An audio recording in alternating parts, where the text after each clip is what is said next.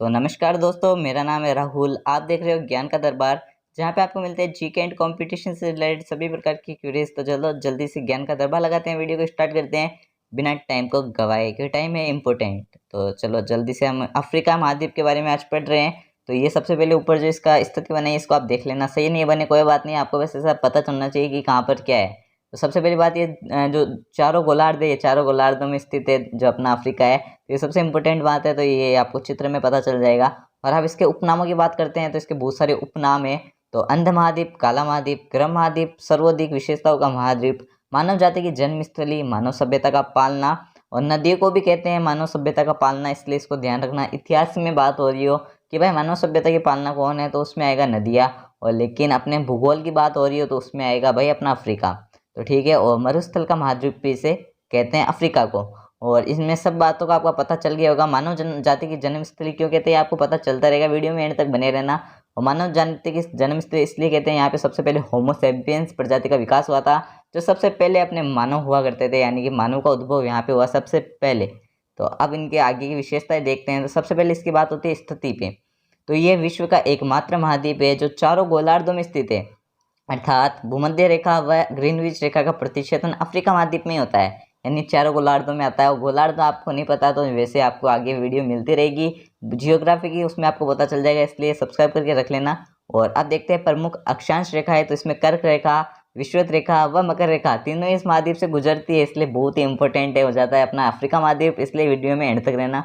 और अब देखते हैं अफ्रीका महाद्वीप जनसंख्या व क्षेत्रफल दोनों ही दृष्टि से विश्व में दूसरे स्थान पर है। जनसंख्या व क्षेत्रफल की दृष्टि से दोनों ही स्थान से दूसरे स्थान पर है। पूरी विश्व की बात करें तो दूसरे स्थान पर है। और जो अफ्रीका महाद्वीप है, और वहाँ पे आपको उपनाम में आपको कुछ गड़बड़ आ रही हो तो कमेंट में बता देना, आपको मैं उसका बता दूंगा कि किस नाम का क्या मतलब है। अंध महाद्वीप इसलिए कहते हैं क्योंकि जब इसकी खोज हुई थी तो सबसे पहले बाहर इसके किनारों पर इसके लोगों ने ढूंढा था, फिर है ना उसके अंदर गए तो पहले लोगों को पता ही नहीं था ये अफ्रीका है क्या, तो इसलिए इसे अंध महाद्वीप कहते हैं। और अब इसकी बात करते हैं जो अगला टॉपिक है, अफ्रीका महाद्वीप प्राचीन गोंडवाना लैंड का भाग है। अब ये आपको नहीं पता होगा कि भाई गोंडवाना लैंड क्या है, तो पृथ्वी के दो भाग होते हैं, उनमें से एक गोंडवाना लैंड है। ये आपको आगे और पता चलता रहेगा जैसे जैसे जियोग्राफी की वीडियो आएगी।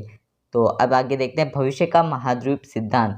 तो जो अपना अफ्रीका है उसे कहते हैं भविष्य का महाद्वीप सिद्धांत। ये क्यों कहते हैं ये भी आपको मैं पूरी डिटेल में बताता हूँ, इसलिए अभी 2 मिनट रुका, आपको मैं एक स्लाइड चेंज करता हूँ, उसके बाद पूरा समझाता हूँ। तो इसे भविष्य का महाद्वीप सिद्धांत इसलिए कहते हैं क्योंकि अफ्रीका महाद्वीप के पूर्वी भाग में सीरिया से मोजाम्बिक यानी मालवी झील तक लगभग 6000 किलोमीटर क्षेत्र में भूखंडों के अपसरण यानी दूर जाना से महान भ्रंश घाटी यानी ग्रेट रिफ्ट वैली का निर्माण हो रहा है। एक महान भ्रंश घाटी है जिसका निर्माण अभी हो रहा है, मतलब इसका युगों तक चलने वाला, अभी इसका निर्माण हुआ नहीं है लेकिन यह निर्माण होगा। और जैसे ही निर्माण होगा तो ये 2 द्वीपों में बढ़ जाएगा, इसलिए इसे भविष्य का महाद्वीप सिद्धांत कहते हैं।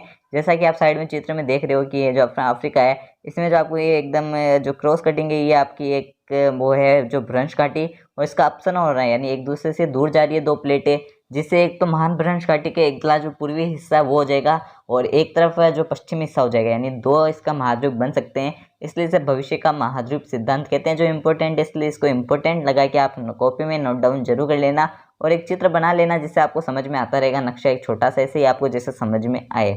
तो अब देखते हैं 4th टॉपिक। तो आधुनिक मानव होमो सेपियंस की उत्पत्ति इसी महाद्वीप से हुई थी, इसलिए इसे जो जन्मस्थली भी कहते हैं मानव की। बता देता हूँ कि होमो सेपियंस क्या है।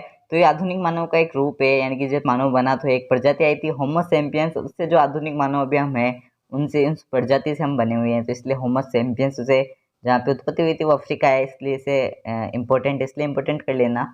और 5वां टॉपिक है अफ्रीका का धरातल है वो पठारी भाग है तथा उष्णकटिबंधीय क्षेत्र में वर्ष भर दैनिक वर्षा के कारण सदानीरा नदियाँ होती है वो बहती है, यानी हमेशा बहती है, तथा जलप्रपात यानी झरने भी बनाती है। अतः अफ्रीका महाद्वीप में विश्व की सर्वाधिक जल विद्युत उत्पादन की क्षमता है, क्योंकि वहाँ पर झरने ज़्यादा है, और झरने ज़्यादा होंगे तो पानी टरबाइन पे गिराया जाएगा ऊपर से झरनों से, और जैसे वो टरबाइन पे गिरेगा तो उससे विद्युत की उत्पादन की क्षमता है भी, लेकिन वहाँ पे अभी उत्पादन हो नहीं रहा है क्योंकि वो एक पिछड़ा देश है अभी, इसलिए वहाँ पे उत्पादन नहीं हो रहा है। लेकिन जब उत्पादन होगा तो सबसे ज़्यादा वहीं पे होगा, इसलिए उसमें क्षमता है। तो अब से जो 6ठा टॉपिक उसको देखते हैं, हॉर्न ऑफ अफ्रीका, जो कि सबसे ज़्यादा इंपॉर्टेंट है और ये मज़ेदार भी है।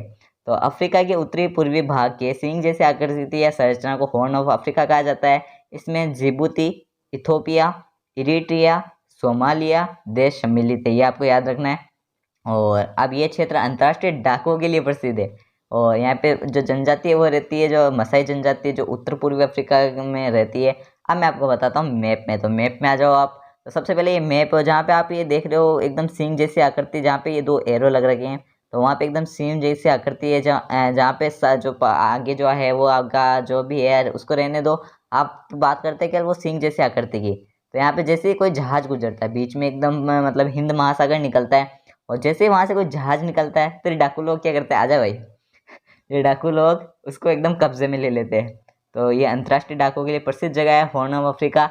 यहाँ पे जैसे ही कोई जहाज आ जाता है बाई चांस, तो उसको आजा भाई, इसलिए यहाँ पे फोर्स भी भेजी जाती है उन नाविकों के साथ जो यहाँ से गुजरते हैं, जिनकी उनकी सुरक्षा हो सके। फिर भी ये लूट ही लेते हैं उनको।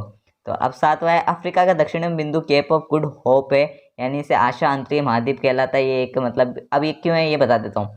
पहले मतलब है ना, वहाँ पे डाकू है एक साइड तो, लेकिन अब लोगों को जाना होता है जब व्यापार करने के लिए, तब वो जाते हैं जहाज से।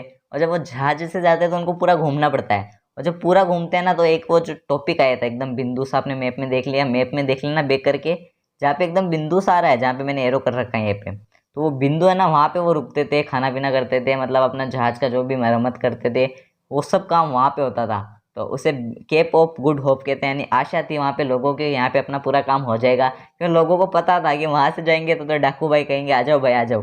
इसलिए ये क्या करते थे, पूरा घूम के जाते थे। घूम के जाते थे तो एक जगह थी जहाँ पे इनको भाई फ्यूल व्यूल मिलता था, और जो भी इनकी काम की चीज़ें होती थी वो उन्हें वहीं से मिलती थी, इसलिए इसे आशा अंतरिक्ष जो बिंदु कहलाता है। और ये एकदम दक्षिणतम बिंदु है अफ्रीका का, एकदम सबसे नीचे का बिंदु, इसलिए इंपॉर्टेंट है। और अब है सहारा मरुस्थल, तो विश्व का सबसे बड़ा मरुस्थल है। ये विश्व का एकमात्र भौतिक प्रदेश है जो किसी महाद्वीप पश्चिम से लेकर पूर्व तक फैला है, और इसकी लंबाई 6800 किलोमीटर, चौड़ाई 1800 किलोमीटर। ये अल्जीरिया सतह पर विश्व के जो भी है वो आप आगे मिल जाएगा नेक्स्ट वीडियो में। तब तक के लिए गुड बाय। और वीडियो पसंद आए लाइक करना, शेयर करना, सब्सक्राइब करना।